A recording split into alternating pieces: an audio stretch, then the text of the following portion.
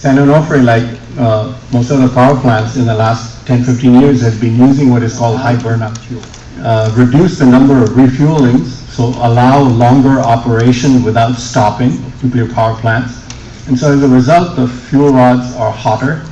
After 10 years, the fuel rods are about twice as hot thermally as in terms of thermal power generation as they would be with low burnup fuel.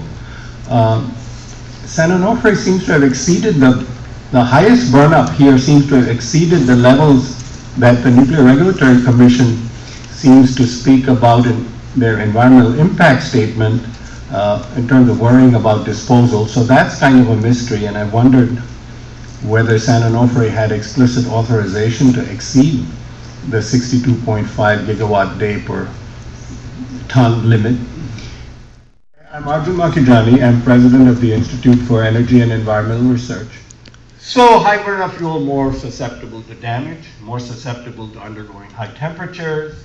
NRC does not have the data, and so I have thought, what we know about spent fuel in dry storage is from examination of a single low burnup spent fuel assembly that had been in dry storage for 10 years or 15 years. There's a report about it, was physically examined, but we don't know anything about, high burnup was authorized without knowing anything about the back end of what happens.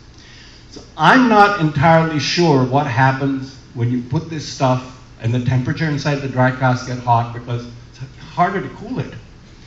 I'm not sure that you need to store it as long as 20 years, but I'm not sure it's good to take it out of the pools, especially the highest burnup fuel. I don't have an answer to it. And to the extent that I know, I don't think anybody can tell you because we don't have the physical evidence. This is what happens in a reactor. So when you increase the burnup, this side is how many oxides, so it's metal rods, right? Oxides build up. So the oxides build up, and you can see this is about 6,000. So you can the space between the red lines is the uncertainty, and the top red line is sort of the maximum damage or oxide accumulation you see.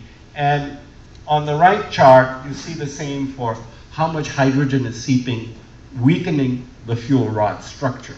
So when you have these two kinds of weakening, of course, when your gas build up and heat build up, it's much more susceptible to break apart. So high burnup fuel more susceptible to damage, more susceptible to undergoing high temperatures. NRC does not have the data, and so I have talked about. There are already 95 failed fuel assemblies in dry storage in San Onofre from data from an NRC inspection report of 2011. I don't know if any of these are high burnup damaged spent fuel assemblies. So I don't have the answer, but we really need to push the NRC to do the research on high burnup spent fuel, examine it much more closely while it's in the pools, because it's not immune from damage in the pools.